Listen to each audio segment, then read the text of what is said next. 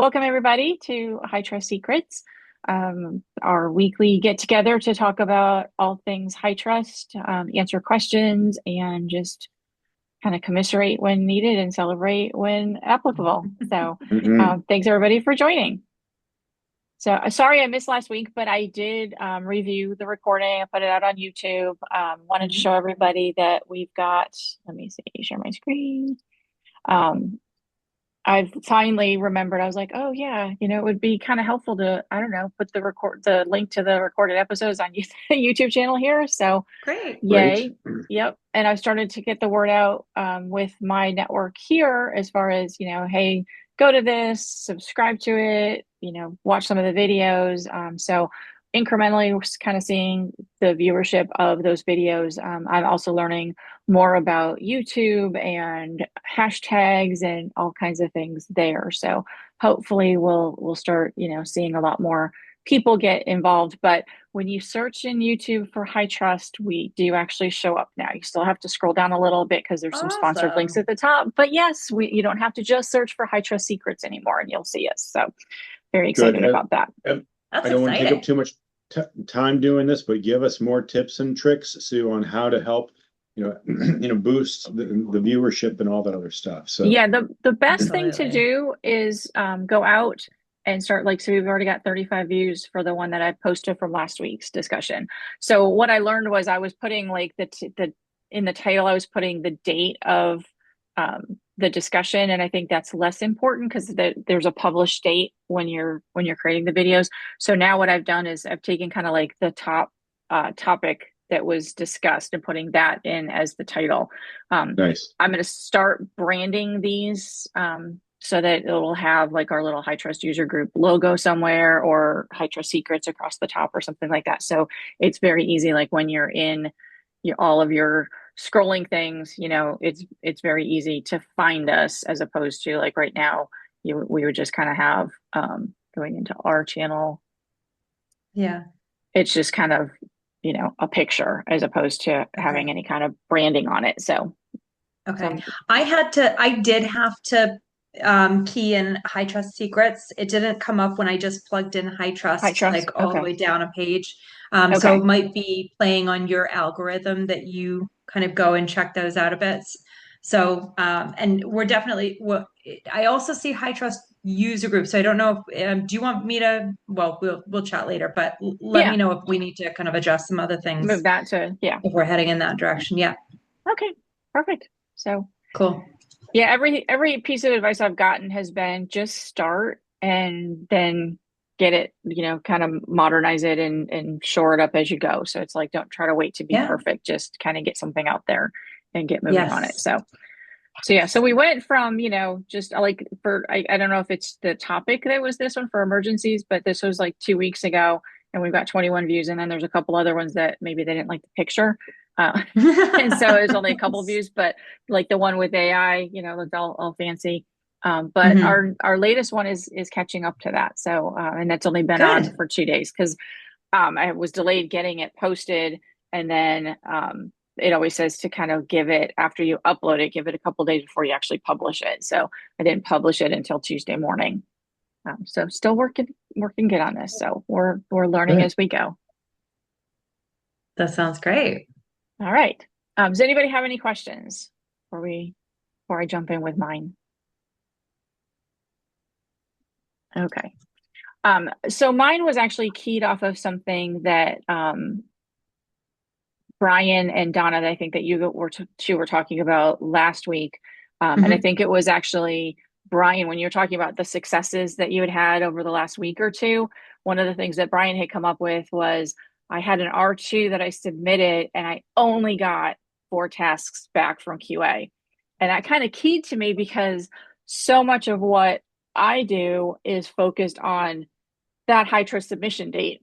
And in talking with the validated assessor, he was like, well, that week that you're submitting, I'm going to be off on another project. And I was like, that's okay. It's over by then. And then Brian's topic, kind of his success was, I was like, oh, so there's way more to that. So you've got all of these, I live in the pre-assessment, answering assessment, and reviewing, and I kind of like end Mm-hmm. here Yeah. before Yeah. that check-in.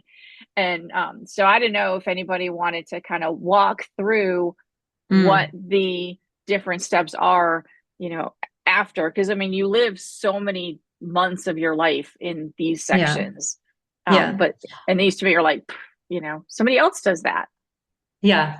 And I think, just touching on those caps. So there are a few different core elements to that last week, getting the documentation, the letters in order and that sort of thing. But the caps are really important, and that can swing your last week in a big way. If you have 4 caps, your last week is probably okay. You still want to have those corrective action plans reviewed by your assessor before they go over to HITRUST, and then you need to get everything uploaded into MyCSF directly, and linked to all of the related controls. So if you have 4, it's not a big deal. If you have 200, it's a big deal. And if you have, so I've had a situation, 150 caps that tied to 200 controls.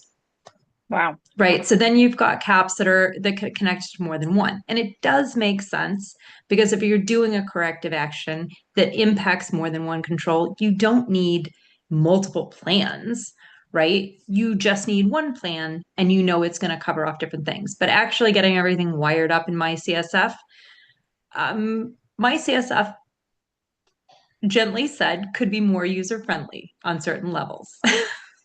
Yes. Yeah, I concur with that on the external inheritance, because Okay. when you're facing hundreds of controls that are being sent out, there's no easy way. You have to go one by one. Although I did learn a lesson in external inheritance in the fact that, I was assuming I could put everything that's partially inherited, because some of the controls could be inherited like 70 to 80% to Mm-hmm. the a cloud service provider. So I was just like, oh, well, every control can be 70%. And many of them got rejected. And Yeah. then reading Yeah. through it, I was like, oh, okay, yes, I get that they're only responsible for the underlying infrastructure. So that really would only Yeah. be 30% of Mm-hmm. this, as opposed to like 80% of a physical control. Mm-hmm. So, Yeah. word to the wise on that, it's not just a blanket, Yeah. that you can go through. Everything can be all of the same percentage. Yeah. Now, what are the other, like, do folks want to jump in? Because the perspective I provided was from the client side in that last week. But, what types of things happen on the assessor side? So I can speak to that some. Okay. Um, the last week is what we call kind of the wrap-up week. Typically speaking, we're done with our assessment work. Our target is pretty much 2 weeks before submission. That way, if Mm-hmm. it goes slightly over that, we're in good shape. Um, the last couple things we need to do are those caps, as well as getting the rep letter signed. Mm-hmm. Our approach to doing caps, now, if there was 150 of them, it would be a different matter. But for most of our clients, when we have under 15 or so caps, the way that we actually do them as assessors, we just get on a call with our clients and we walk them through how to do the Mm-hmm. cap, and then they populate the cap, they turn them over to us, we review them and approve them and get them back and confirmed, all kind of in one step. Mm-hmm.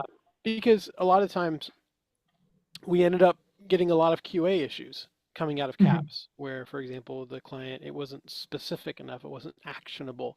So we actually just get on the phone with the client and work them through that process and say, okay, what are Mm-hmm. you going to do? What are the steps going to be? What are the intermediate steps? Who's responsible for it? What's the timeline? So we make sure that what they're putting in, we're not going to have to go back to them and be like, oh, by the way, we need to modify that. We try to reduce rework as much as possible.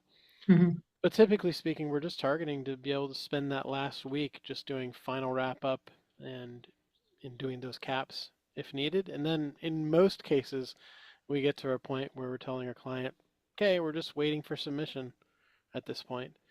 Mm-hmm. We predate the rep letter and then we Mm-hmm. make sure that we submit. And then, essentially we say, hey, we'll let you know if you need to do anything. And then we wait for that check-in process. We rarely have anything that comes back during check-in because check-in is really focused on major issues. So for example, if there's something wrong with an audit or assessment that was utilized and how it was addressed, or a scope component doesn't make any sense or something was completely missed, that's where you typically see those. So we generally don't. Where we, about half of our tasks these days, now getting a little more into QA, are around scope definition. And HITRUST is really trying to up their game in terms of improving the clarity of scopes as they're identified within a HITRUST assessment, because scope is really important. And it tells the reader of the report or the recipient of the certification letter what was actually assessed. So HITRUST is working to make those more clear. So we typically get some feedback on the scope, and depending on what it is, we need to go in and refine that and improve that a bit. But we also prep our clients for that process. We say, hey, there might be some tasks.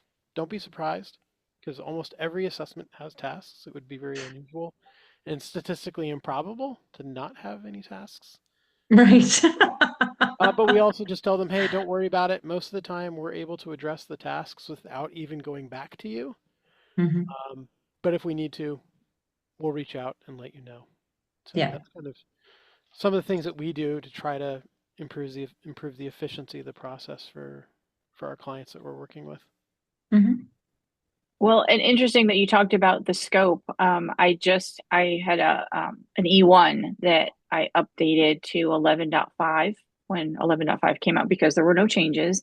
I think there were maybe 2 illustrative procedures or something that had been, some verbiage had been updated on. And we were at a point where we were more kind of in this answering pre-assessment stage at that point.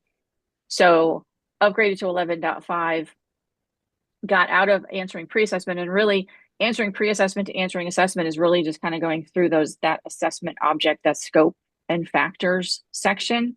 And then all of a sudden you're officially out of pre-assessment to answering assessment. So in the middle of doing that, and actually it's an E1, so it's a small number of controls per domain. So one of the domains I think was wireless, and they're completely remote, so it was not applicable. So I just marked it not applicable and submitted that to the assessor. Well, then 11.5.1 came out, and it's not a, do you want to upgrade? This is a point release, you're upgrading to it. So upgrading to the point release, it now shows this little external assessor agree on every page of the assessment scope. So it marks as, you don't get that little green check mark. It still shows as like a little warning until the assessor goes into each one of those and says, yep, I agree. So that was something I hadn't seen before. Now maybe your access is different on that assessment, or maybe there was a change in MyCSF, but that's a function that's been there for some time. Oh, okay. I'm not sure if it was unique to the E1, but at least for the R2, I'm pretty sure. The R2 has had it, yeah. Yeah, so the client, the assessed entity, I'll use that term, the assessed entity is responsible for filling out those various portions of the admin and scoping section. And then the assessor is responsible for going in and kind of thumbing it up and agreeing with it to indicate that they have reviewed it. Okay.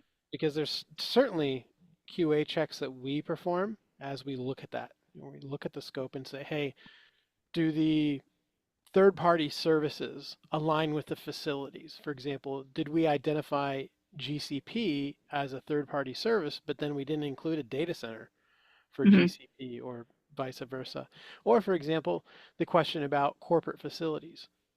Because if there's a corporate facility listed as in scope, then we're ready to have that conversation about, okay, do we need to come on site? Are there physical security controls that we're going to need to look at for that facility?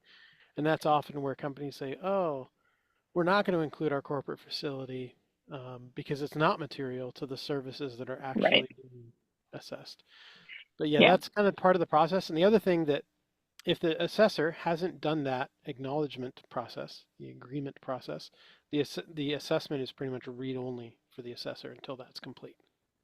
Yeah, exactly. And so I think this was new to E1 because it switched everything to answering assessment from pre-assessment once I, as the client, had gone through all of those screens and filled them out.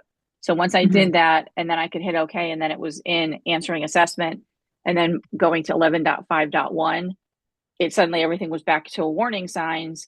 And there's actually one part of this because I took Brian's advice where we were talking, or it wasn't even Brian, I think it was Steven, that we talked about how AWS and the cloud providers don't like you to have their city.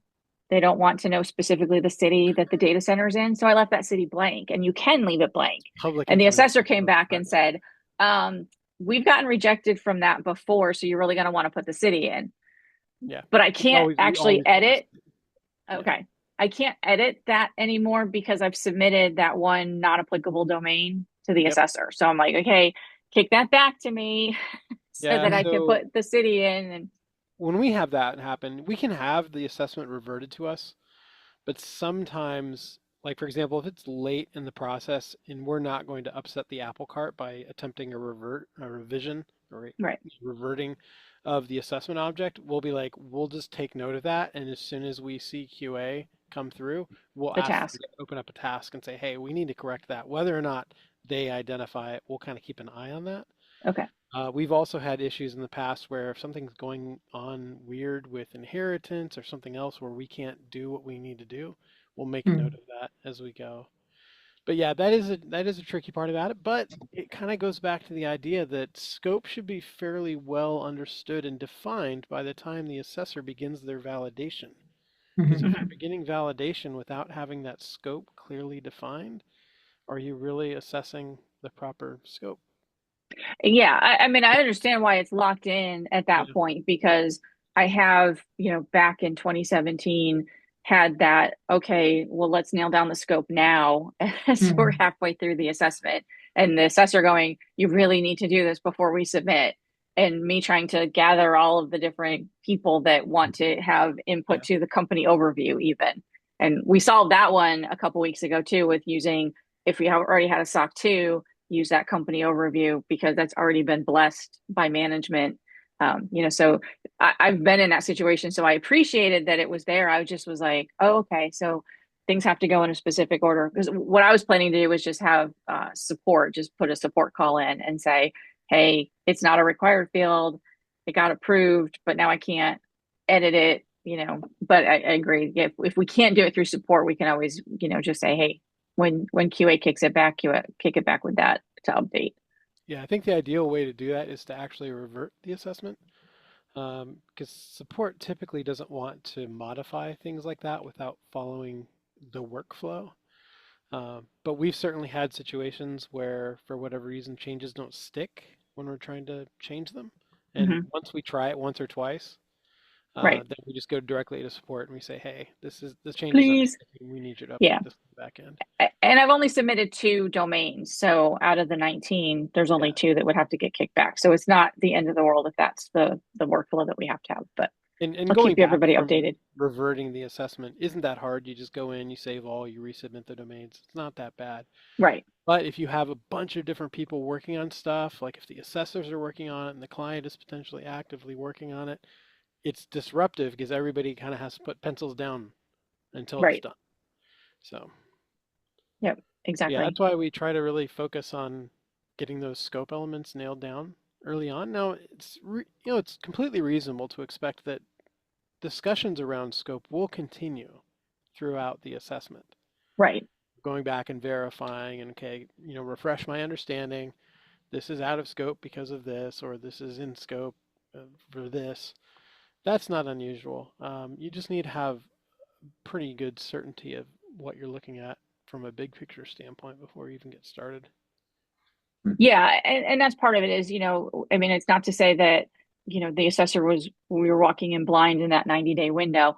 It was, we had those discussions. It was just a matter of getting the right verbiage and the right level of detail in the assessment object was really where the hangups were coming and the delays. It was, well, we don't want, the network people are like, don't give them that much detail. I gave that to your auditor, but it's never going in a public document, in a public repository, even semi-private repository. So that was part of it was really more not that we didn't know what we were assessing, but just making sure that it was documented in a way that was understandable. We weren't using internal jargon that our assessor was used to because they had been through 2 or 3 of our audits and assessments.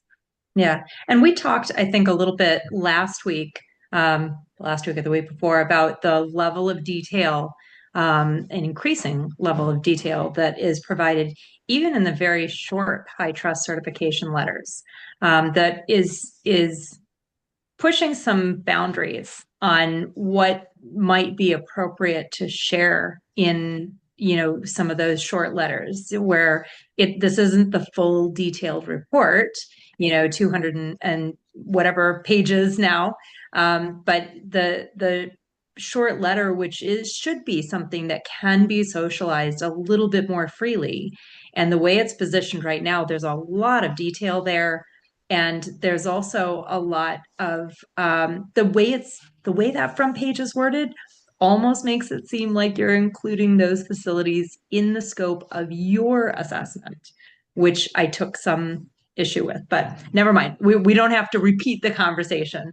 But right. I agree that there needs to be some further evaluation of actually what's included in the scope and then how that data matriculates through the process. Yeah. Well, and especially because if you're not including comments, and so control by control, you don't have that. This is what we're doing. This is what our cloud provider is doing. And you're just leaving it to that overview and systems and facilities. I can see where it could get confusing, where you're like, I didn't know you had a data center, in Virginia. It was like, well, we don't. That's not ours, Right. So, and we didn't actually assess that. And that facility is not part of what we're assessing in the scope of this assessment. Yeah. Did I say that right? Yes. I mean, that's a slippery slope. It was assessed as part of the assessment through inheritance, Yes, but it's not being assessed at this moment. We're just leveraging the assessment they already did. But the consideration of those requirements was addressed. Was assessed at some point. So, yeah. So again, slippery slope. It is. Did I go knock on the door at AWS and be like, hey, can you show me your lightning protection? No, I didn't do that, but we evaluate those things through inheritance as part of each assessment. Yeah. Verify the inheritance, and just like anything else, you could inherit a non 100% score. Absolutely. And I've seen that happen quite a bit. So I've inherited caps. Yeah. Those are fun. Absolutely. So another, to kind of bring up a point that you made there around what's in the letter. Last month, I gave a presentation at the ISACA annual meeting out in Denver for that chapter. And I talked about HITRUST, and afterwards, a gentleman came up who is in a leadership role, and he was talking about GRC, and one of his statements was about HITRUST and the certification letters. And he's like, I get the letter, but it doesn't really say much. And he said, is it unreasonable for me to expect to get a copy of the report? And I said, well, the intention was never for you to get a copy of the report. That's why you have the certification. That's why you have a cert letter, because you can be reasonably assured of what's behind it. But then he brought up some very valid points. For example, the cert letter doesn't necessarily tell you very much about scope. No. It leaves the consumer of the letter or the report to make some assumptions about what is or isn't included. So I said to him, hey, I can totally understand organizations wouldn't want to share the full report with all the scoring and potentially subscriber comments and things like that. However, I said, but they can give you the first couple pages that describes the scope without giving you all of the testing detail. I said, just have them split the PDF up and share that with you. If they don't want to do that, do a webinar and hop on and look at it in real time. Yeah. The only thing that I would offer, as HITRUST has made it almost impossible not to share the full detailed report unless you're part of the online MyCSF inheritance, because they now require each individual assessed entity to go back and map any controls that they have reliance on. Unless they can do the automated inheritance through MyCSF, they now have to go back and actually manually map the individual controls to the controls from whatever framework was used for the assessment that is being relied upon. And in order to do that, you absolutely must have the full detailed report. You cannot do it otherwise. It is fundamentally not possible. So I would say HITRUST has created a situation by requiring individuals, because that has not always been the case. This is recent. But by requiring manual mapping back to those previous assessments, they've created a situation where it's fundamentally required that that must be shared. Yeah, and we've ran into that before. And we had one where they were interacting with a large service provider. And the service provider gave them a mapping document.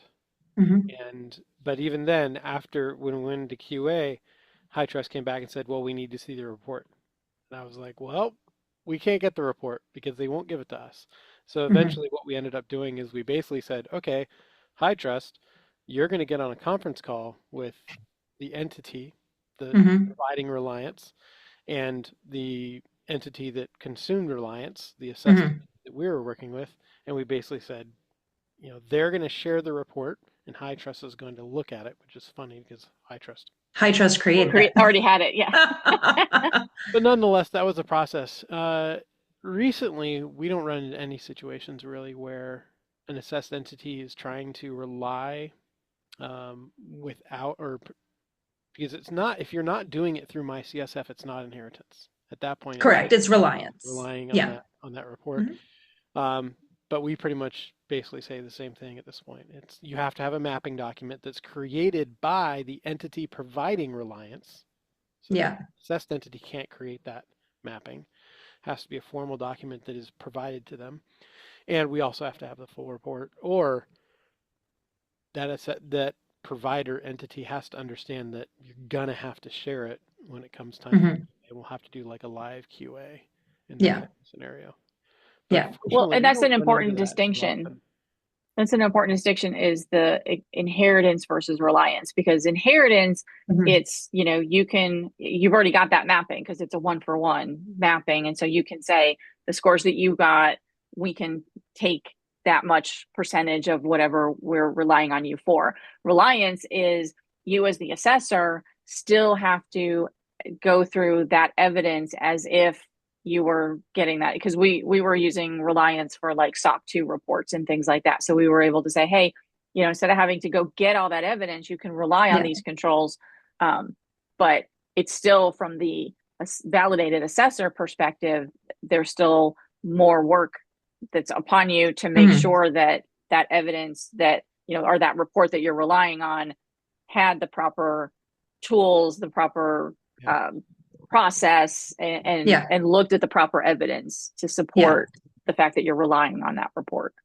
Right. But the SOC 2 process hasn't specifically changed a lot, right? So that process where you had to point out the reliance and, which page numbers and that sort of thing has been fairly consistent. But the reflection back to the previous HITRUST report is, it's frustrating on so many levels, because one, they don't actually put the baseline IDs in there.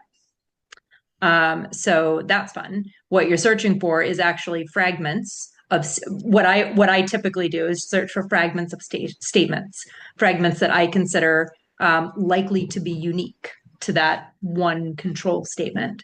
So you're then searching for fragments of statements, trying to match those up with whatever the control is that you're mapping against. And I think they're trying to, and then you have to go and find the actual control number in like through using MyCSF. You have to then go to that framework and find the actual control number that connects with that in order to actually do a mapping. Although I've also done some page number references. So it depends. If you have the report, you can actually use that and use the page numbers. If you don't, you've got to figure out a way, or you're inside an entity that doesn't want to share that, you've got to figure out a way to then get back to that framework and find the actual control number. It's just, it feels a little bit more laborious than required. It certainly can be. And, there are other challenges with the Reliance. For example, SOC 2s. That's probably one of the most common sources of complaints that we run into as assessors. One of the challenges we see with SOC 2 is that no SOC 2 reports are not all the same. Right. So no. something is in a SOC 2. For example, it likely doesn't cover all of the evaluative elements in a given requirement. So it might help you with one or two of them, but it doesn't help you with these others. And then you find yourself doing your own testing for this component of it, and then you can rely on that SOC 2, and the quality of that SOC 2 report impacts how well you can rely on that, because if the controls were all very high level, if they weren't very detailed, if they didn't indicate that sampling was performed, you as an assessor may not wish to place reliance on that. You might say, hey, you may have a reliance surcharge that you include. You're like, I'd rather just do it myself. If I can't tell what was tested, I can't place reliance on it. And if the control language and the testing language is super vague, or for example, if it's like observation and not inspection and no sampling was performed, well, then that's not a very thorough test. And that doesn't equate to the level of testing that we would perform, for a lot of the requirements from from a HITRUST standpoint. So there's that process as well. And sometimes that, part of our readiness process working with clients, we make sure that we do that. Like one of the first steps is always like, oh, I have a SOC 2. We're like, okay, let me see your SOC 2 report. And let me take a look at it, and then we kind of do a check where we say, is there full inheritance, or is full reliance possible, or is partial reliance possible? And if there's partial, what's the delta? What is not covered in the SOC 2? So, for example, some elements around training. So training is a very common topic in a SOC 2 report, but then some of the specific requirements around training that are in HITRUST are not going to typically be in a SOC 2. So you have some elements of it, but then there's some that are missing. So yeah. And it's always going to be an awkward conversation to go back to that customer and say, oh yeah, the SOC 2 report that you got, not great. And it didn't have sampling or things like that. It really was, especially when you can see the same comment for every single trust principle and control category, and it's, observe the documentation, interview the subject matter expert. And you're like, okay, that's not really giving me anything helpful. For the most part, it doesn't end up going too poorly. It's just a natural fact of there's just coverage that isn't there. Right. The SOC 2s typically don't cover those type of things. And we typically find that about half of the requirements within an E1 can be addressed through a good quality SOC 2. And with the rest, about half of those are partially covered. And then it's like, oh, we need to look at this one thing, compared to you have to do this whole thing. For example, around inventory. It's very typical in a SOC 2 to have a control around inventory, but that control typically says the organization keeps an inventory. That's great. Well, we all know the HITRUST requirements around an inventory. Another example is risk assessment.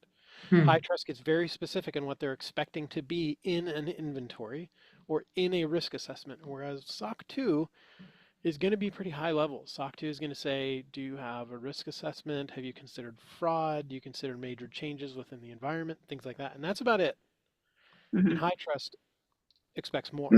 So that's where you end up having a delta between even a good SOC 2 and what a HITRUST assessment may require.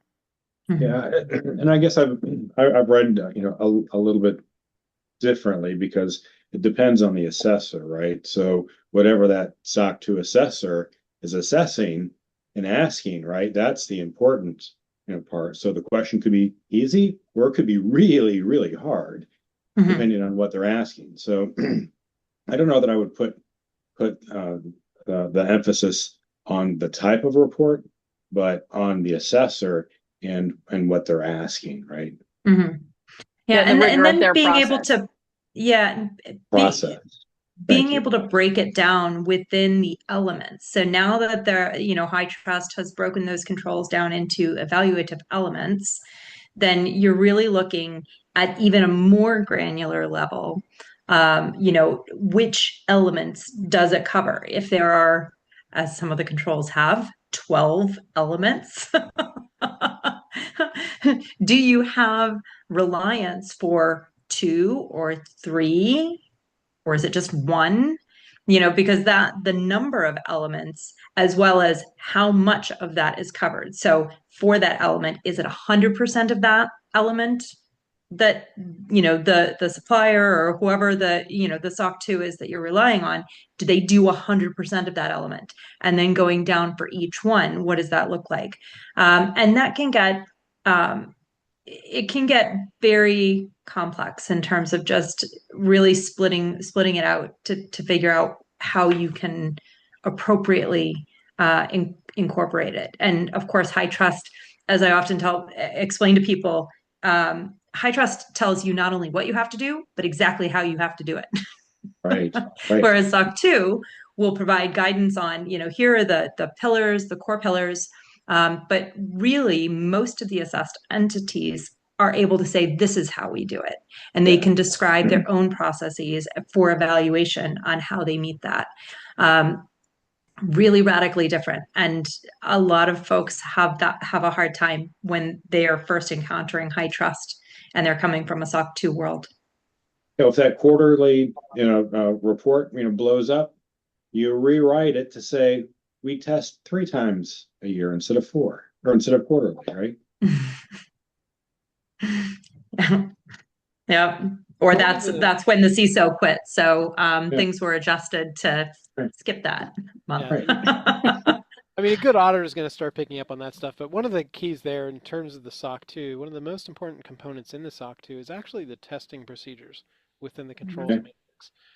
That's when I'm looking at whether or not a SOC 2 control addresses a specific requirement within a HITRUST assessment, the testing procedures are really where I focus. What type of testing was performed? What was looked at? How was it done? And if those are too high level, if I can't establish reasonable assurance by reviewing those testing procedures, well, then I simply can't place reliance on that testing. And that's just a conversation with the assessed entity going through that process. But that's, again, typically part of the readiness process where we're looking at those things. So whether now, it's question on that, or a SOC 2 from a vendor, the process is very similar. A question on that with reliance. So if the SOC 2 report goes through maybe 5 of the 7 evaluative elements, and the testing is good, and you're happy with that, and it required sampling, for those other 2, would you use the same sample, or would you create your own sample and say, now go get me that evidence for that sample? Is it justified to use the same? I mean, they may have already kept the evidence and, here's the training records. We didn't note that it included this, but it did. So typically for those delta elements, I'm going to collect a fresh sample because any evidence they likely have is from when they cut that SOC 2 evidence, which is going to make it too old to consider within a HITRUST assessment. Now, if we are doing a SOC 2 and HITRUST engagement at the same time, it's very common for us to use the same samples because we use a high watermark from our sampling methodology that addresses both our internal requirements for SOC 2 as well as HITRUST requirements for sampling as well. And that was, I know, minimize effort for our clients. That was big a couple years ago to use a HITRUST and SOC 2 or a HITRUST with SOC 2, and there was that distinction. Are you seeing that there's people that want both, or is it really one or the other? Well, nobody really does like the SOC 2 plus HITRUST. We don't have any of those. But what I do have a lot of is clients who are doing SOC 2, but they're also doing HITRUST as separate engagements. It's not one report. They're not commingled, but they have some component of their business where their business partners require a SOC 2, and they have other customers that require a HITRUST. So they're doing both of them. And a lot of what we do around that is we try to help them develop a SOC 2 control listing or a set of controls that maps very cleanly over to HITRUST. So for example, I just started working with a client. They're starting with SOC 2. HITRUST is on their long-term radar. And E1 is what they're hoping to do within the next year or two. So what we did is we worked with them, and we're creating a SOC 2 control set that encompasses not only the SOC 2 criteria, but also all of the HITRUST E1 requirements. So that they're effectively being tested on it. We're just not specifically reporting to HITRUST on that. Yeah. And I've seen clients, I've been part of assessed entities that actually use HITRUST and SOC 2, but not for the same product sets. So not for the same scope. And so the corporate controls are the same. The corporate controls overlap, but it's just the systems that are different. Okay, that makes sense. Correct. And that's done in cases where, say, HITRUST is introduced, and they've already got a portfolio of products, and maybe some have stronger security measures, or a different client set that simply has different demands. And so they'll bring some products through HITRUST and the other ones will stay in SOC 2. I've also seen SOC 2 used when there's an acquisition. So an entity will acquire another company or will acquire a product from another company.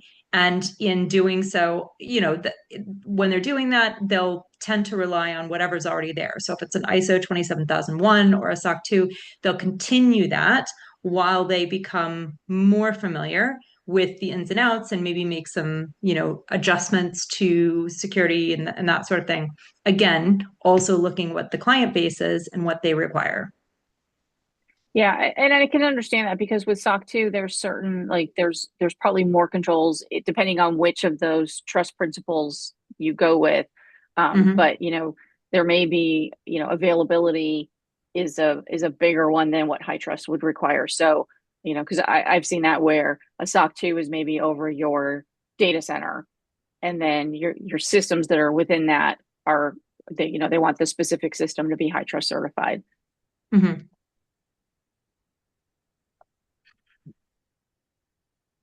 Perfect. Yeah, a good example of that is I have a client that they do SOC 2 and they also do HITRUST. They're a data center company and they have a SOC 2, but that covers all of their facilities, all of their organization.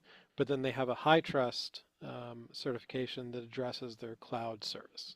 So they provide cloud service offering, and that specifically is HITRUST certified, not the entire organization, not all of their data centers. So only some of their data centers are included because that offering isn't present in all of their data centers. So we address those scope differences as we're going through the process. But that's an important one is, understanding if there's potential scope differences between a SOC 2 and HITRUST as well. Mm-hmm. Yep, absolutely. I'm wondering on scope. So how are you deciding which systems you want to be HITRUST? And I'm trying to link a couple of different ideas. In fact, the idea of keeping the systems up and running, kind of like Sue said, and then HITRUST and keeping that data secure. So how are we keeping systems up and running and data up and data secure? But in some ways they need to be separate, right? To be secure. But I don't want to speak out of turn. How are we deciding what is in scope and what is not in scope for each of those systems and data? So typically, they will go hand in hand and probably live closer than it might sound like. So if you secure a system for HITRUST, HITRUST is looking at the whole environment, anything that can touch it. So that includes literally anything that would protect it, surround it, where that environment starts and stops. That's also why they won't certify desktop installed software, because you would have to go to each individual location where that desktop software is installed to look at the environment. So HITRUST does not certify desktop installed software. They certify cloud-based software where you actually have control over the environment for that solution. And that's different. And I would welcome anybody to disagree with me or clarify if I have mixed up any points. But, where we're looking at SOC 2, my experience hasn't been that it was necessarily separated out based on environment or the data, but looking at what the needs are for that product. So and also the life cycle, right? So I referenced, like, if you're acquiring a new company and they've always done SOC 2, first you got to look at where is your HITRUST in cycle. That's a 2-year cycle, right? So if you're already in the middle of it or you're going to kick it off next week, it's a really bad moment to add a whole new product into that. You might have just acquired the company, but that's a bad moment to change your scope when you're going to kick off next week. If you've just certified, then you've still got your interim to go through, and it depends on whether or not you want to get HITRUST off cycle. So in the meantime, you can't let that product sit there for 2 years without anything. And so whatever it has, if it's a SOC 2 or an ISO 27001 or whatever, it kind of makes sense just to keep that going until you get to the point where you can join those up and figure out what you need to do in order to bring those into alignment to a point where it makes sense. Now, if the products are not connected in any way, shape, or form, you may decide that that's not going to happen and doesn't need to happen. It depends on what kind of data you're storing in there, what your regulations are, what your level of obligation is to your clients. So if you ever want to mix those products, for example, on contracts, and you have clients who say has to be HITRUST, then it might not be worth it to keep them separate. It might be, the effort to combine them might be there. And I'm going to throw one more thing out that would be more towards maybe a SOC 2 or an ISO 27001, depending on the nuances. But I know that HITRUST doesn't have an operations certification. You have to have a product. You have to have the data and stuff. And I've had conversations with Dennis and gone, it'd be great if you did, because, it would be, I have people who are interested in getting that HITRUST operations level certification for the whole business, because they do have a product set that is HITRUST. They've got some other products that are SOC 2, but they like to get that we have HITRUST on all of our operational procedures for the whole business, because they feel strongly that it is a good representation of core security measures that are appropriate. It's a good demonstration of how seriously they take their responsibility as an entity. So it'd be great to know if anybody else has heard requests like that. So I think one of the things we often go back to is the fact that HITRUST certifies implemented systems.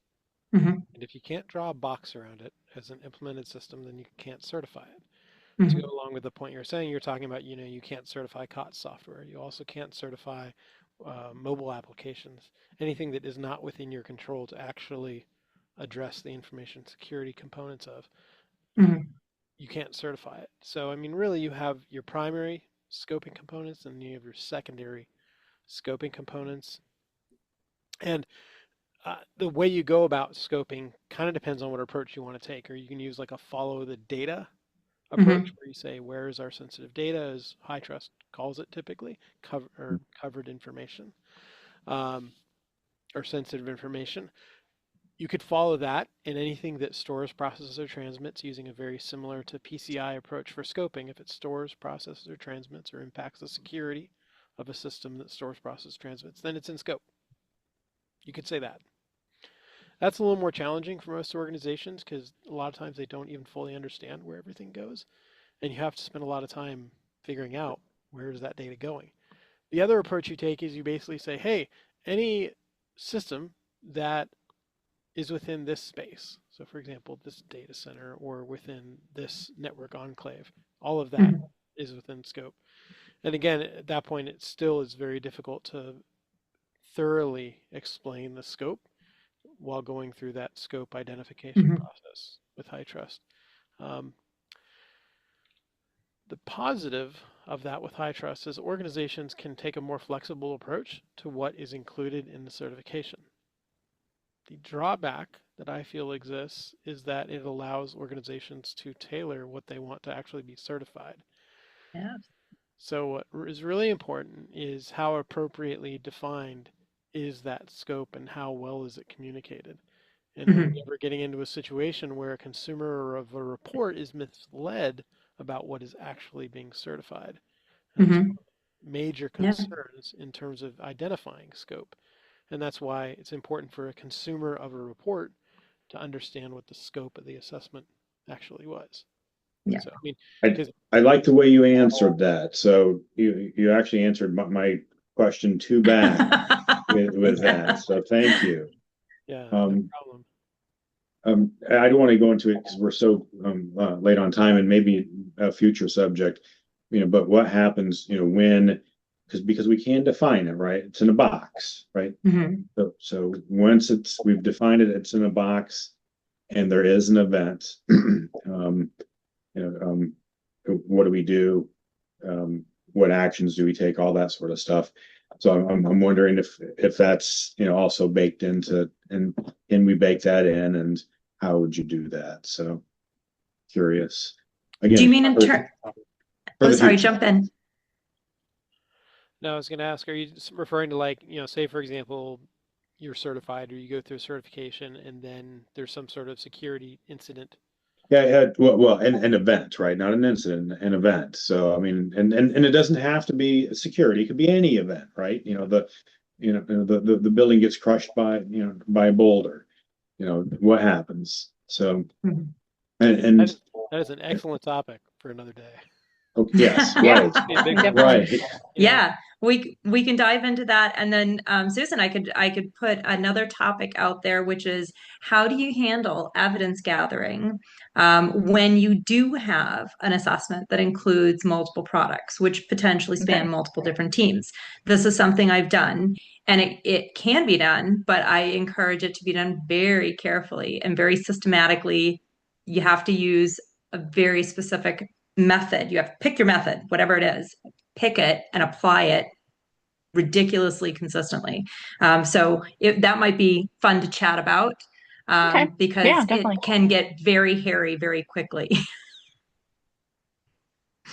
Perfect. Yeah, and one of the other things I was going to suggest is I'm finding that these sessions that we're doing every week are kind of like little mini master classes, and I also want to make sure that we're meeting the needs of people who may be brand new to HITRUST. And also, I was thinking about doing just some kind of pre-recorded HITRUST Basics, just kind of maybe follow the handbook, chapter by chapter and go, okay, this is this is that, and kind of putting that out on our YouTube channel. So if anybody wants to take on a recorded session of that, 20 minutes, half an hour or whatever, we can put that out on there as well as like a HITRUST Basics, and then have this HITRUST Secrets, because I feel like the experience that we've got on this, the background and everybody's background and experience here really lends itself to having more of these in-depth conversations and things, and I just don't want anybody to be lost as far as because going out and doing searches for HITRUST, that's kind of the impetus behind starting this user group was there's really not a lot of information out there, and it's like, well, pay your subscription to find out what's in it, and that's never a great idea. So and the handbook is available, so if people and so I figured I'm not changing any licensing, I'm not going against anything if we just kind of follow that handbook that anybody can download and walk through it, but just kind of piece that out little by little. So if anybody wants to look through the handbook, grab a chapter, let me know, and I'll start doing that, and then we can post them. Just record it and we'll post them up on our YouTube channel.